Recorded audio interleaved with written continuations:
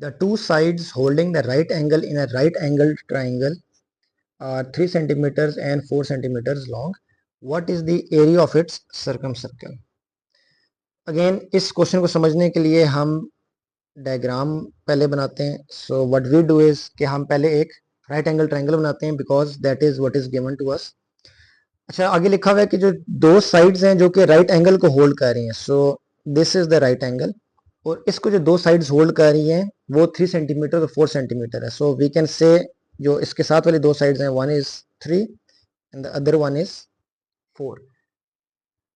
What is the area of its circum circle? अब circum circle क्या होता है कि जो ऐसा सर्कल जो कि ट्राइंगल की जो 3 साइड्स हैं उसको टच करे बाहर बाहर से, यानी कि ट्राइंगल अंदर है और सर्कल बाहर है. तो it is something like this. Exact तो नहीं बना सका but you get the idea कि एक सर्कल सब्सक्राइब होया हुआ है आउटसाइड द 3 पॉइंट्स जो मैं ब्लू से डिनोट कर रहा हूं ऑफ द ट्राइंगल. तो ट्राइंगल अंदर है, सर्कल बाहर है. This is known as a circum circle.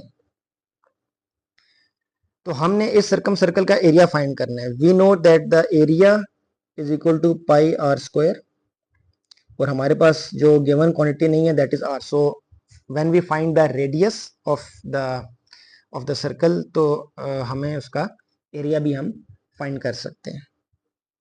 So what we will do is कि हमने सबसे पहले हम डायमीटर फाइंड कर लेते हैं. तो हम पाइथागोरस थ्योरम को हम यूज करेंगे. सो यूजिंग पाइथागोरस थ्योरम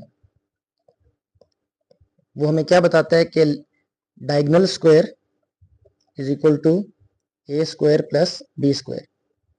तो ए स्क्वायर, ए पहली साइड है, बी दूसरी साइड है और डायगोनल जो है उसकी तीसरी साइड है.